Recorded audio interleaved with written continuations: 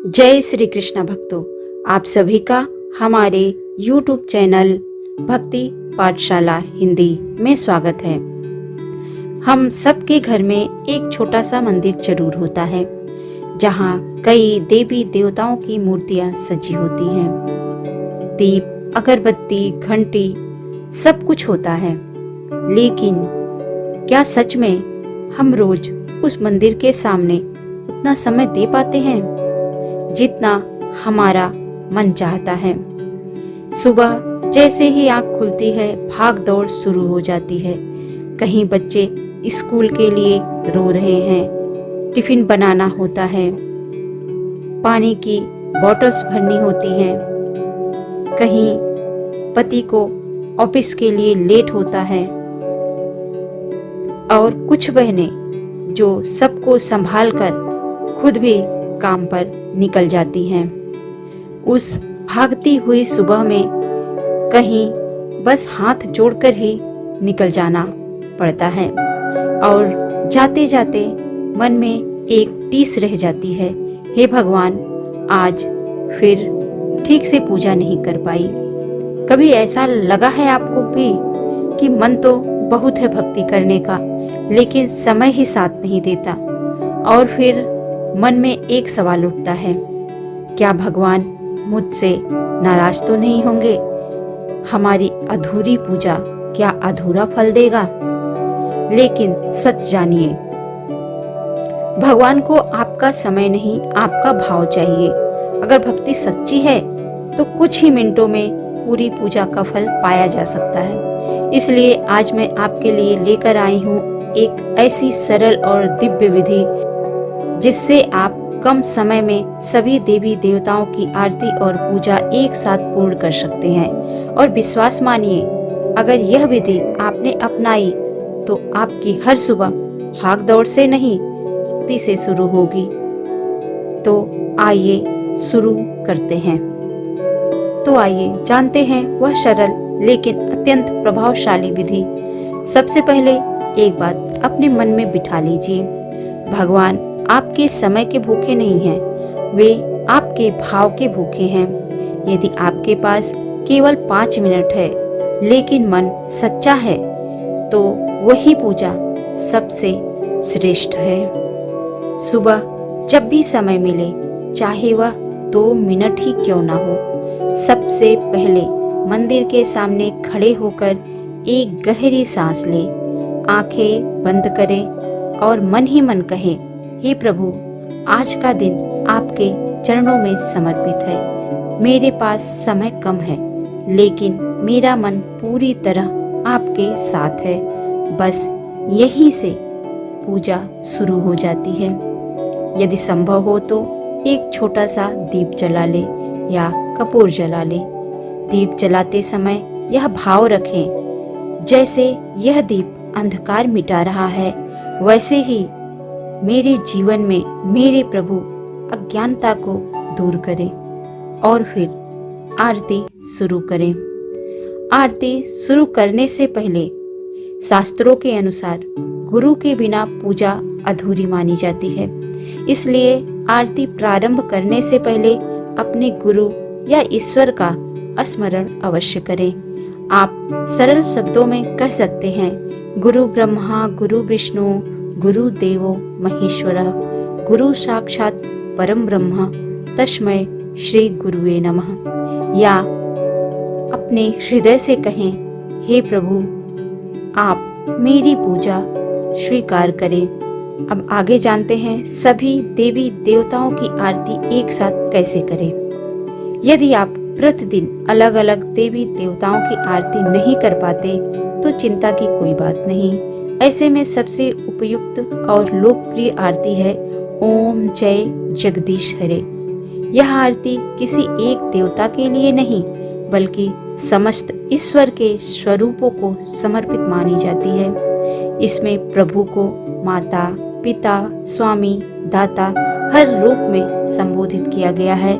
इसलिए यदि आप कपूर या दीप से आरती करते समय ओम जय जगदीश हरे का गायन करते हैं तो वह सभी देवी देवताओं को समर्पित हो जाती है और आपको पूरा फल भी प्राप्त होता है। अब बात करते हैं आरती घुमाने की सही विधि। हाँ भक्तों, बहुत लोग आरती तो करते हैं पर विधि नहीं जानते।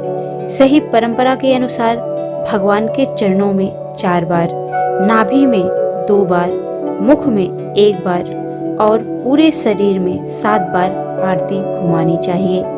यह क्रम शरीर के प्रत्येक दिव्य अंग के सम्मान का प्रतीक है। जब आप आरती घुमाएं तो मन पूरी तरह एकाग्र रखें। अब बात करते हैं आरती के बाद कौन सा मंत्र बोले। हाँ भक्तों, आरती पूर्ण होने के बाद एक अत्यंत पवित्र और शक्तिशाली मंत्र बोला जाता है। कर्पूर गौरम करुणावतारम संसार सारम भुजगेंद्रहारम सदा वसंतम हृदयारविंदे भवम भवानी सहितम नमामि। यह मंत्र भगवान शिव का है, लेकिन इसका भाव समस्त देवताओं के लिए है। यह मंत्र आरती को पूर्णता प्रदान करता है।